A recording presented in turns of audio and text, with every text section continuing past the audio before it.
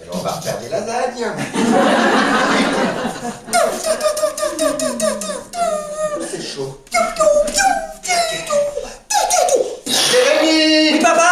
Attends! J'arrive, papa! Je finis de buter mon copain, j'arrive! Qu'est-ce qu'il dit? Ouais, je vais faire top 1, papa! Jérémy, ça va être froid! Oui, papa, mais attends, je le finis au couteau! Mais Jérémy, mais tu te rends compte de ce que t'es en train de dire? À table! Papa! J'arrive! J'en ai pour, je sais pas, je suis encore vivant! J'arrive. Jérémy, ça fait un quart d'heure que tu me dis que t'arrives! C'est bon, j'ai récupéré un fusil, papa! Je vais te faire top 1! Qu'est-ce que tu racontes? Bon, et si je monte vers les cravates, Jérémy? Hé papa, j'ai pris des points de vie! Je suis à fond! Mais il se fout de ma gueule avec ses points de vie! Et les lasagnes, elles ont des points de vie, les lasagnes! J'arrive! Qu'est-ce que tu fais? Je gagne! Mais je suis en train de faire des lasagnes! Papa, j'ai pas de Mais lâche-moi ça! Non! C'est non!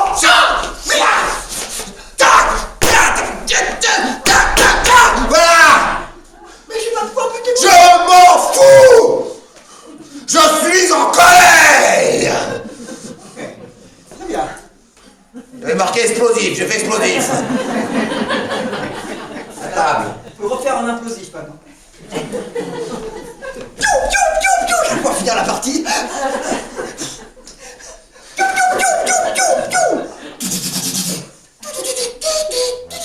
C'est lasagnes, c'est chaud. Jérémy! Oui papa, j'arrive papa. J'ai fait des lasagnes! Super papa, mais je suis en train de gagner. J'en ai pour 2 minutes. Jérémy! Oui papa. À table! Oui papa, j'ai entendu, je t'ai dit que j'en ai pour 2 minutes.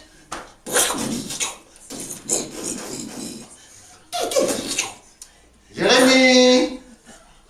Ça va être froid! Oui papa, je sais, mais il faut que je refroidisse mon pote. Ma colère aussi va être froide! Mais papa, ça c'est pas grave. Jérémy! Si je monte, ça va aller mal! Papa, j'ai bientôt fini papa. Je monte! Oh non. Marche par marche! Oh, Ça va aller mal, Jérémy! Mayday, y'a mon daron qui monte. Papa arrive! Mayday. Papa se retient! Mais papa arrive à l'étage! Bon, y'a mon père qui rentre là. Bon. Jérémy, qu'est-ce que tu fais? Je finis la partie. Oui. Qu'est-ce que tu fais? Donne-moi ça. Penses-tu que c'est vrai? C'est à l'intérieur que je bouillonne là. Allez, c'est bon, j'ai compris, j'arrive. Là, dépêche-toi, descends, dépêche-toi.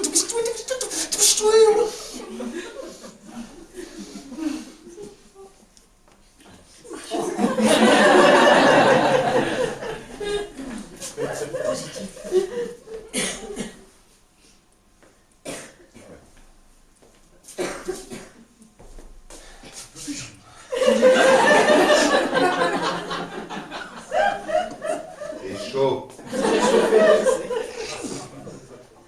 Lasagne. Piou, clac. Ça sent bon.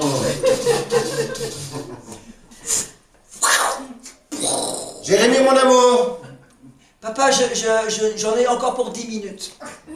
Jérémy. Papa, je suis en train de faire top 1. Oui, Jérémy. Oui, papa. Regarde, je t'ai mis un petit timer à côté de ton ordinateur.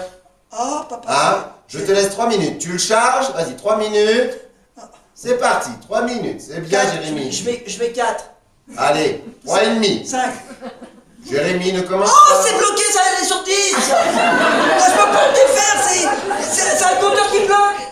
Papa, je suis désolé. Mais pas de problème, Jérémy, je comprends que tu aies subi une petite erreur de parcours. Je monte pour venir t'aider pour mettre le timer. Oh, Jérémy, ta chambre est bien rangée. Non, je rigole. Alors, il est où ce timer? Ah bah oui, c'est normal si tu mets pas la pile. Clac. Clac. 3 3 minutes, je reste avec toi pour regarder parce que je m'intéresse à ce que tu fais. Oui. Papa, c'est gênant. Ah bon. Tu vois, là, tu vois, je suis en train de... bah là c'est Lucas, là, tu vois, bah, j'essaie de le poignarder dans le dos, il m'a pas vu encore. Oh, formidable. Ah, ça y est, il m'a fait la toile. Puis il n'y a pas de sang, c'est un jeu où il n'y a pas de sang. Tu Oh, quand même, c'est un petit peu violent. non, bah non, il y a... Ah, bah maintenant, je vais m'attaquer à Mohamed, là-bas. Ah bon? Ouais. On se joue. Mais ça, c'est des copains à toi qui sont connectés? Ouais, c'est ça. Donc là, il voit pas, je vais le sniper. Ah ouais. Arrête. Et donc là, tu peux parler avec eux et tout? Ouais. Oh, c'est incroyable. Mohamed, il y a mon daron, alors on déconne pas. Ouais. Non, mais c'est très bien, toutes ces nouvelles technologies. Mais ce que j'aimerais, Jérémy, c'est que tu les utilises avec... comment dire? Avec... Ah, c'est le... Non, c'est pour toi que tu vas parler, papa. Non, je disais, c'est bien que Tu m'as dit... Tu m'as déconcentré, c'était pas vraiment un jeu, c'était une discussion entre papa et son fils. Écoute, Jérémy, l'heure tourne, Jérémy.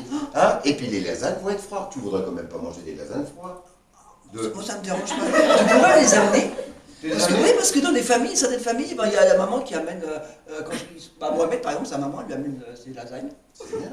Et tu sais, chaque famille a ses façons de faire, et c'est très important de les respecter. Mais dans notre famille, on a mis des règles, et ce qui serait bien, Jérémy, pour qu'une bonne ambiance règne au sein de notre foyer, c'est que toi aussi, tu les respectes. Non pas parce qu'elles sont injustes, mais parce qu'elles permettent le vivre ensemble de notre famille. Allez, voilà. Lâche. Si tu ne lâches pas, je continue à te faire des bisous. Les escaliers, les lasagnes. Mohamed, appelle la police! Allez, mange tes lasagnes. C'est bon, papa, c'est bon. Tu vois que t'es un grand. Hein, je savais que tu allais te responsabiliser. Arrête de parler comme un... Non, mais maintenant, c'est vrai. Tu es un grand, mon fils. Tu es super. Merci. Alors, quand vous avez vu, entendu, vécu ces 3 situations, quelles sont les émotions, les comportements que ça a pu susciter en vous? Est-ce que c'était différent en fonction des situations ou pas? Et dans laquelle vous vous êtes reconnu le plus? La 1, la 2 ou la 3? Montrez-moi. 1, 2 ou 3? Qu'avez-vous pensé en voyant ces 3 situations? Qu'est-ce que vous vous êtes dit? Et puis, qu'est-ce que ça vous a donné envie de faire? Si vous vous mettez à la place de l'enfant, qu'est-ce que ça vous donne envie de faire dans la première situation? Qu'est-ce que ça vous donne envie de faire dans la deuxième? Et qu'est-ce que ça vous donne envie de faire dans la troisième? Alors, la colère, elle nous amène quelques pièges parfois. On peut parfois rentrer dans un cycle, comme vous voyez ici, dans le cas où on est dans une fragilité émotionnelle, c'est-à-dire que par rapport aux compétences parentales, l'estime de soi parentale, si elle est fragile, eh bien, va plus facilement nous amener à des situations où on va exploser. Parce qu'on est plus fragile, parce qu'on est moins patient, parce qu'on est beaucoup plus stressé, et que du coup cette fragilité émotionnelle va nous emmener plus facilement vers l'explosion. On l'a vu tout à l'heure, c'est ce que vous avez aussi exprimé, quand on explose, souvent, derrière, il y a la culpabilité qui s'en vient. J'aurais pas dû, je regrette, je me sens un mauvais parent, peut-être. On commence à avoir des pensées contre nous-mêmes, parce qu'on culpabilise du geste ou de la parole qu'on a eue quand on a explosé.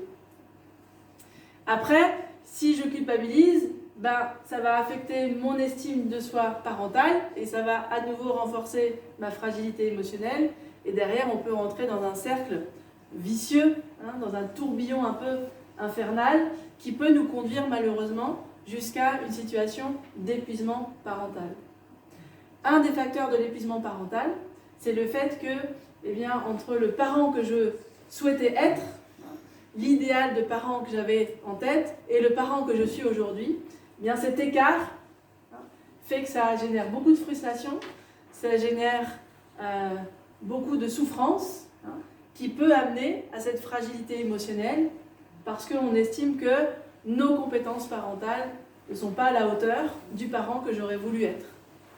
Parce que je voulais être à tout prix un bon parent? Est-ce réaliste de vouloir être à tout prix un bon parent, de cocher toutes les cases, d'être à 10 sur 10 partout? Oui, non? Non. Quand on cherche à être un parent parfait, c'est souvent là où on risque fortement d'enclencher ce cycle-là. Donc, l'idée, c'est plutôt d'essayer de chercher à être des parents suffisamment bons. D'avoir conscience de ses compétences parentales. Finalement, vous pourriez vous poser la question, c'est quoi pour vous être un bon parent ou un parent suffisamment bon? Qu'est-ce qu'un parent suffisamment bon ne devrait jamais faire avec ses enfants? Qu'est-ce qu'un parent suffisamment bon devrait toujours faire avec ses enfants? Ça, c'est des questions que vous pouvez vous poser pour savoir où vous en êtes, vous, quelque part, dans vos compétences parentales, et puis voir comment peut-être essayer d'éviter, en tout cas, de rentrer dans ce piège ici. L'explosion, on le sait, malheureusement, elle a des conséquences, puisqu'elle va amener des violences, des cris, des humiliations, des paroles blessantes, et qu'on le veuille ou non, eh bien, ces conséquences-là vont amener des cicatrices émotionnelles pour nos enfants. Si vous êtes ici ce soir, c'est que certainement vous avez envie d'être un parent suffisamment bon et que vous avez envie de prendre soin de votre famille. Et parfois, eh bien, malheureusement, qu'on le veuille ou non, on laisse des cicatrices émotionnelles. Et ces cicatrices émotionnelles, elles ne sont pas sans conséquences, puisque ça peut amener pour les enfants, les jeunes, les adolescents, plus d'anxiété, des risques de dépression. Ça peut évidemment affecter l'estime de soi, la confiance en soi. Et puis ça peut parfois amener des problèmes de comportement, voire alimenter l'opposition. Et dans une des conférences, on avait justement traité largement le thème de l'opposition. Et lorsque les compétences émotionnelles nous font défaut, c'est là où on peut alimenter l'opposition et rentrer dans des escalades, dans des crises, dont il est difficile parfois de sortir. Il y a toujours une solution, on se rassure, bien sûr. Mais plus j'alimente l'opposition, plus je laisse cette situation perdurer, plus ça va être difficile évidemment de travailler pour changer les choses. C'est possible, mais c'est juste que ça va prendre plus de temps. Donc l'idée, c'est d'avoir conscience de ces conséquences-là et de pouvoir essayer de mettre en place des façons de faire qui vont nous éviter le plus possible de pouvoir faire subir ces conséquences à nos enfants. Autre piège en lien avec l'opposition, il y a un professionnel de santé, Benoît Armanger, qui est spécialiste de l'opposition, qui est malheureusement pas en France mais au Canada. Il a fait d'ailleurs un ouvrage très intéressant sur l'opposition, pour celles et ceux que ça intéresse. Et il nous montre ce fameux cycle, que finalement la colère du parent va alimenter la colère de l'enfant, qui va alimenter la colère du parent, et puis là encore, on est un peu dans un tourbillon infernal. Tout à l'heure, je vous ai présenté le cerveau dans la main de Daniel Siegel. Il y a aussi un autre phénomène dans les cerveaux qu'on appelle les neurones miroirs. Alors, vous savez, quand vous donnez à manger à un bébé, si vous bâillez, ou si vous lui dites d'ouvrir la bouche, à son tour, il va ouvrir la bouche pour pouvoir manger. C'est ce qu'on appelle le phénomène des neurones miroirs. Avec la colère, ces neurones miroirs, en général, ils sont assez actifs, puisque si le parent se met en colère, en général, l'enfant, si le parent se met en colère, donc hop, le couvercle saute, l'enfant, à son tour, le couvercle saute. Ou si la colère de l'enfant, piou, le couvercle saute. Si le parent n'a pas suffisamment travaillé justement ses compétences émotionnelles pour mieux apprivoiser sa colère, ça risque de sauter aussi, et là, c'est l'escalade. Je donne un exemple assez courant. Si vous rentrez le soir et que vous voyez des chaussettes partout dans le couloir, ou les chaussures qui ne sont pas rangées, il y a des parents pour qui ça va passer crème, c'est pas grave. Et puis il y a d'autres parents, ça va être un déclencheur, et là, il peut y avoir des pluies de reproches. Pourquoi tu n'as pas encore rangé? C'est quand même pas si compliqué, je te demande pas grand-chose, quand même t'es pourri gâté, tu pourrais faire un effort, j'en ai marre de tout faire pour toi alors que toi tu fais rien dans la maison, etc., etc. Et là, on tombe dans une pluie de reproches qui peut justement alimenter cette opposition. Donc, se demander finalement à qui appartient le problème. Et est-ce que la colère de l'enfant, finalement, le point de départ, est-ce que c'est pas moi, en tant que parent? Et si on est réaliste et objectif avec soi-même, la vérité, c'est que souvent, on est le déclencheur. Ou souvent, on est celui ou celle qui va alimenter. Donc, ce qu'on a vu à travers les scénettes, c'est ce que moi j'aime appeler les 3 voies de la colère. Donc, soit on va exploser, soit on va imploser. Cette fameuse image de la cocotte minute, qui fait que on garde tout en nous, et puis à un moment donné, ça explose, et là, en général, quand ça explose, c'est pas joli. C'est pas joli, et puis pour notre santé, c'est vraiment pas bon, parce que là, on sécrète du cortisol plus, et donc, notre corps, il aime pas. Et donc, on peut avoir derrière des soucis de santé assez importants. Donc, garder la colère en soi, c'est pas une bonne stratégie non plus, puisque à un moment ou à un autre, ça va exploser. Donc, la 3e voie, c'était un peu la 3e scénette, poussée un petit peu à l'extrême, mais l'idée, c'est de pouvoir en tout cas mettre en mots ce qu'on ressent, de mettre en mots notre colère, pour être en capacité de l'extérioriser de manière respectueuse pour soi et vis-à-vis de nos enfants. Cette 3e voie, elle n'est pas si idéaliste que ça, elle est possible, évidemment, elle demande de l'entraînement. Pour pouvoir justement s'entraîner à exprimer sa colère, ça va être important d'avoir du vocabulaire, d'avoir des mots pour l'exprimer. Et donc, c'est ce que je vous disais tout à l'heure, la colère, il y a une variété d'intensité. On n'est pas juste en colère. D'abord, on peut être contrarié, ensuite agacé, fâché, furieux. Et de pouvoir avoir les mots précis et justes pour la nommer, ça va nous aider, nous, évidemment, en tant que parents. Ça va nous aider pour les petits à nommer pour eux ce qu'ils ressentent et qu'eux, à leur tour, apprennent ce vocabulaire-là pour qu'ils puissent être en mesure d'exprimer aussi leur propre colère. Il y a pas mal d'études qui démontrent aussi que des enfants, des jeunes qui n'ont pas de vocabulaire émotionnel, amènent justement plus de violence et plus d'agressivité. Parce que si je n'arrive pas à exprimer ce que je ressens avec des mots, la seule façon que j'ai finalement de l'exprimer, c'est avec les gestes, les comportements et l'agressivité. D'où l'importance vraiment de pouvoir apprendre ce vocabulaire pour nos enfants et puis bien sûr pour nous-mêmes. Comment on peut l'exprimer ? Ici, je vous ai mis le message « je » de colère. La petite astuce, c'est lorsque, et je nomme les faits qui me dérangent, je ressens de la colère, ou un autre mot associé à la colère, on l'a vu, contrarié, frustré, agacé. J'ai besoin, je veux, et les conséquences problématiques. Je vous donne un exemple concret, si ça veut. Oui.